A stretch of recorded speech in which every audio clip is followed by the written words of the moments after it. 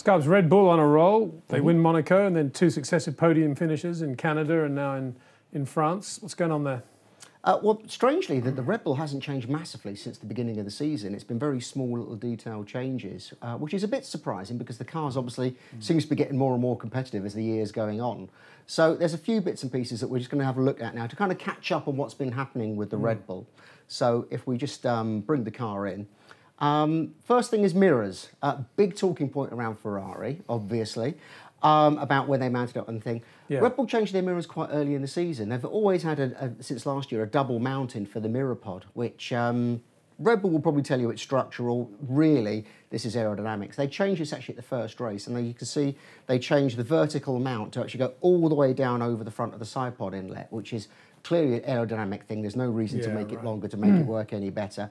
So it just shows you the sort of little level of details. Now, when the FIA was complaining about Ferrari's halo-mounted mirror with the really overt wing, they said they would go back and look at other people's mirror mountings. Red Bull are one, Force India would be another, which have 3 mounts.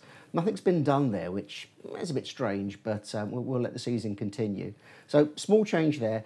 Biggest change on the Red Bull really has been in the sort of the barge board area, which continues to be the big area of development. So if we just move on, and quite usefully, we've got most of the other add-ons taken away, and you can see here what they've done. So the Red Bull barge board doesn't look a lot different, but when you start to look at the details, it's got a little bit taller, it's got more and more slots, the floor area has been broken up into more surfaces, and again, more slots and fins, which is kind of the way that everybody's going this year. No one's really coming up with any big new ideas, just breaking up every surface into more and more, and this just allows the barge boards to do their job of breaking the airflow around the car, keeping the front wheel wake away by creating lots of outwash.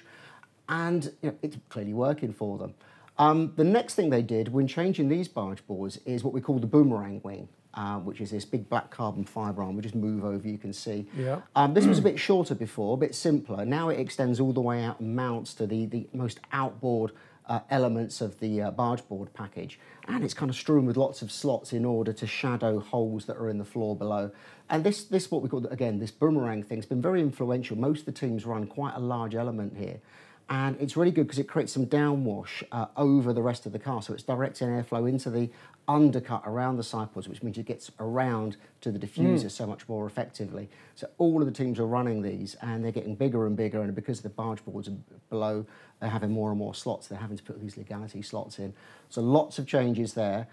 The other area that's really changed is this lower leading edge of the floor. So if we just roll along now, you can see lots of teams over the past few years have had these teeth on the front edge of the floor, and these break up the airflow, and it changes the pressure distribution under the car and also directs some of the airflow out away from under the floor. Red Bull, as we've seen with everything else, they've not really changed it, they just added more of everything. So it just kind of, you're turning the car up to 11 now in terms of the complexity that's around the car. So these bits have been coming over the past few races, and the Red Bull really is showing, despite the power unit, it's definitely one of the best chassis out there.